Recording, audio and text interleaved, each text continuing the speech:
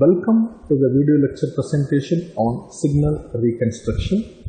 The prerequisite to this video lecture is video lecture sampling theorem explained.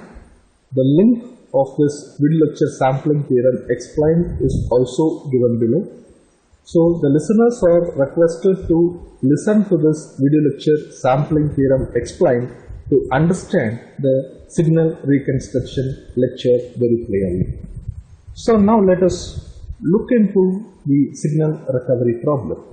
Before we enter into the signal recovery problem, let me give the small introduction which we have seen in the sampling theorem explained lecture to understand much clearer. So let us consider a signal I of t, which we call it as an information signal, and the example information signal is shown here.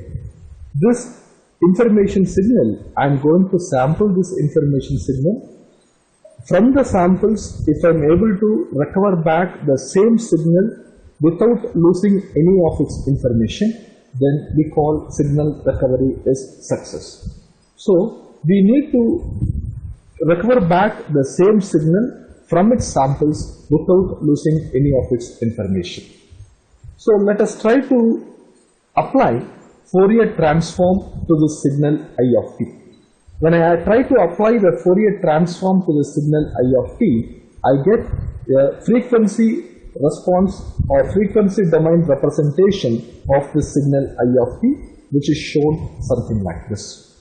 So this I of omega is the frequency domain representation of I of t. This is obtained by applying Fourier transform to this I of t. In the spectrum, you can see that omega m, which you call it as the maximum frequency available in this time domain signal, and if this maximum frequency is known to us, then we call such a signal as band limited signal. So one of the important assumption in signal recovery is the signal under consideration should be a band limited signal. If the signal is not band limited, then signal recovery is not possible. So let us take a signal, and this information signal is applied by using a Fourier transform. We get the Fourier spectrum of this I of t, and this I of t is a band limited signal which is understood from its frequency spectrum. So now let me apply this I of t to a device called as a sampler, and this sampler is nothing but a simple multiplier. Multiplier in the sense I need another signal to be multiplied with this signal I of t, and let that signal be C of t. And the C of t is represented graphically, and it is shown something like this. So when looking into this C of t very clearly, it is an unit impulse train. The magnitude of this impulse train is taken as 1, and it is running from minus infinity to plus infinity with a period of Ts. This Ts is known as sampling time of this signal C of t. This Ts can be represented in terms of frequency also, and that is known as omega s, which we call it as the sampling frequency. Now this signal C of t and I of t are multiplied to get another signal called as Is of t. This Is of t is called as sampled information signal. I of t is the information signal. Is of t is called as sampled information signal. If I try to multiply the C of t and I of t in waveform, I get a waveform which will be indicated something like this, and this Is of t is the sampled signal of this I of t. Now from these samples, if I am able to recover back this I of t without losing any of its information, then that is what we call it as signal recovery. Now let us try to do that. So to do it, let us try to understand the frequency domain spectrum, frequency spectrum of this Is of t. So for which I want to apply the Fourier transform of it. So if I apply Fourier transform to this Is of t, I get a signal which I call it as Is of omega, which is something like this. So this is Is of omega, which is the Fourier spectrum of this Is of t. You can just correlate these two. This is I of omega, which is the Fourier spectrum of this I of t, and this is Is of omega, which is the Fourier spectrum of this Is of t. So we can just correlate these two. The same frequency spectrum of I of omega is repeated on both right and left. So this omega m and this minus omega m is same. The center part of the spectrum is same, whereas the right side and left side spectrums are duplicate of this I of omega.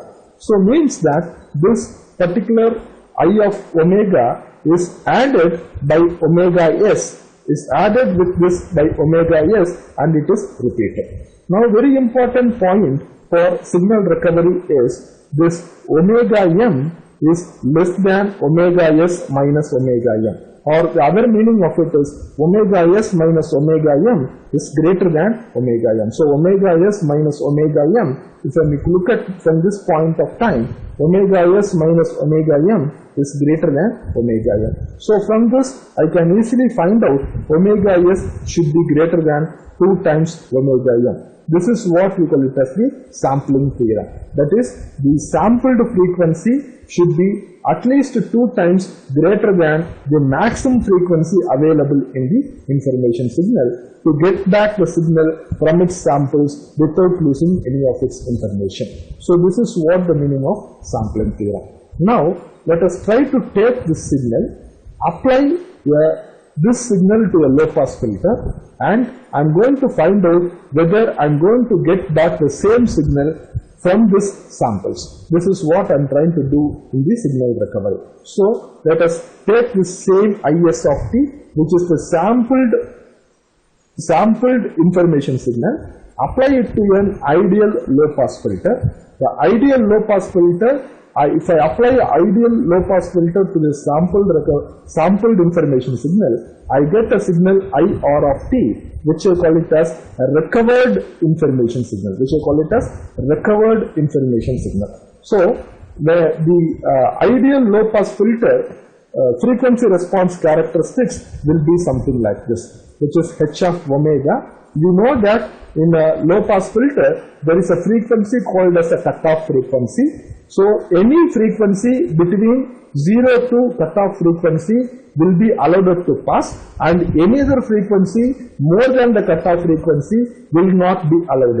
So this particular region between 0 to omega c and 0 to minus omega c is what we call it as pass band of the low pass filter, and other frequencies from omega c to infinity and minus omega c to infinity is what we call it as stop band. The filter under consideration is considered to be an ideal filter. So if I try to write the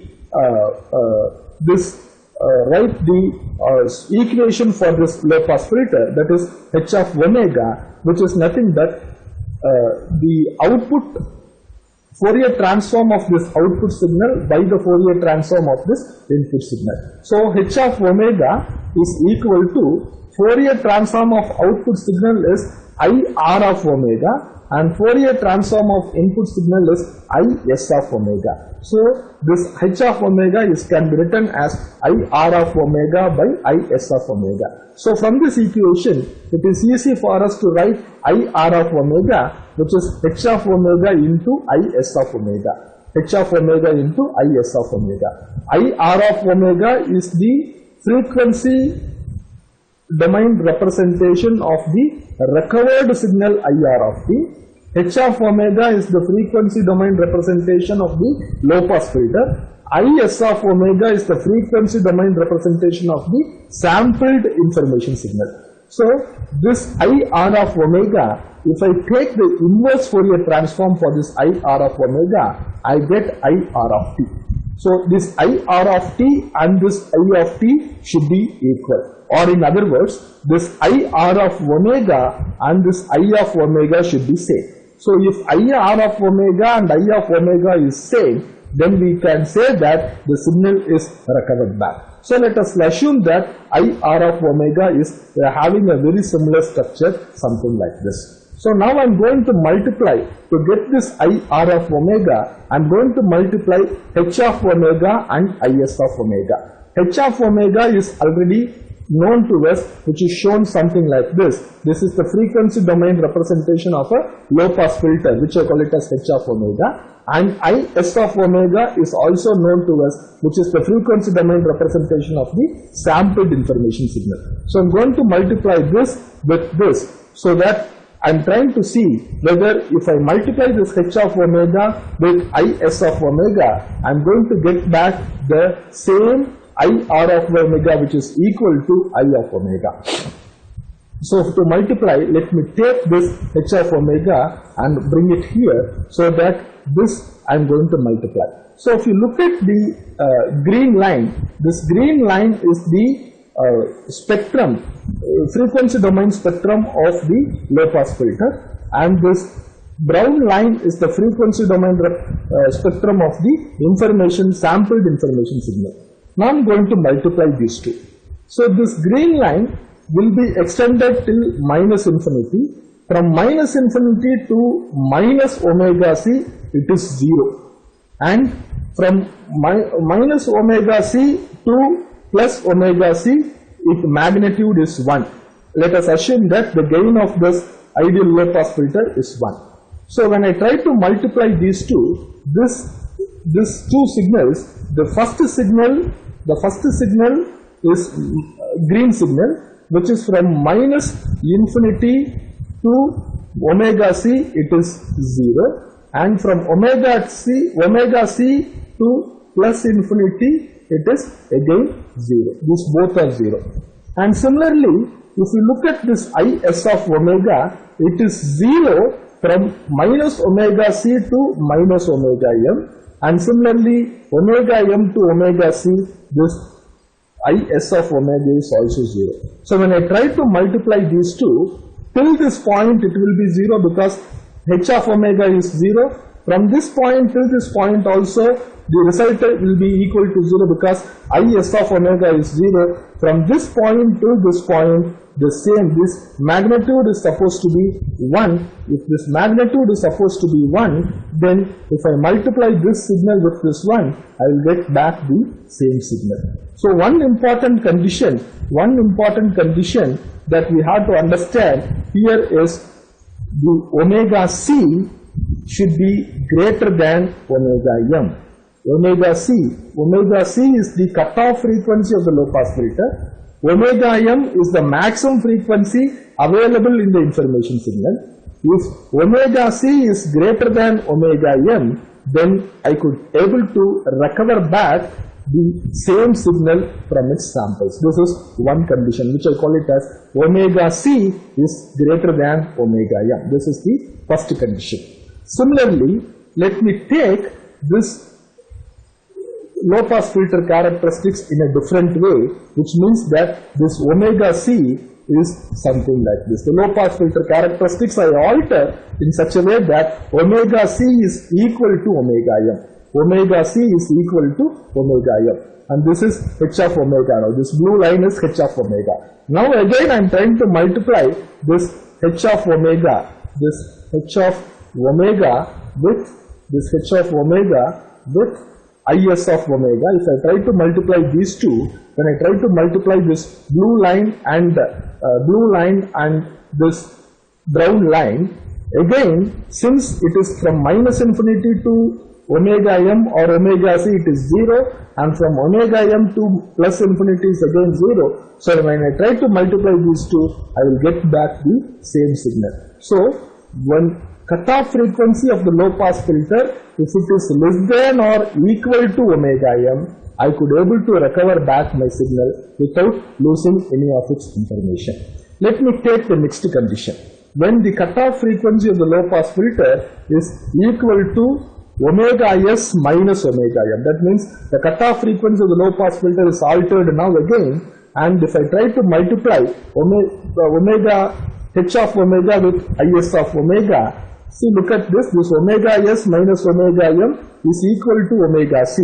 In this condition also, since from this point to this point the is of omega is 0, and from this point to this point h of omega is 0, then I will get back the same signal again without losing its information. So the condition exists something like this. The cutoff frequency of the low pass filter should be greater than omega m, and it should be less than omega s minus omega m. If this condition is valid, then it is possible for me to recover back the same signal without losing its information. Let us take a condition where omega c is less than omega m, which is something like this. When omega c is less than omega m. Now what will happen when I try to multiply this brown line with this line? It is not possible to get back this part of the signal, because this omega, h of omega is 0 till this part. Similarly, this part also will be absent. So when I try to look at the IR of omega, there is a small portion at this region will be missing. So if this is missing, I may not be able to get back this signal very clearly. So this sort of frequency response characteristics is not allowed. This point, that is omega c is less than omega m, is not a valid option for selecting the cutoff frequency of a low pass filter. Now let me take what will happen if omega c is greater than omega s minus omega m, which means that if omega c is greater than omega s minus omega m, which means that the characteristics will be something like this. So omega c is greater than omega s minus omega m, which is something like this. Omega c is greater than omega s minus omega m. So when I try to multiply this line with this one, I will get a frequency domain characteristics which is something like this. So I will get some extra information in the signal. I will get this extra information in the signal, which is again is not valid because I cannot recover back the signal. So this is also not a valid option of selecting the cutoff frequency of a low pass filter.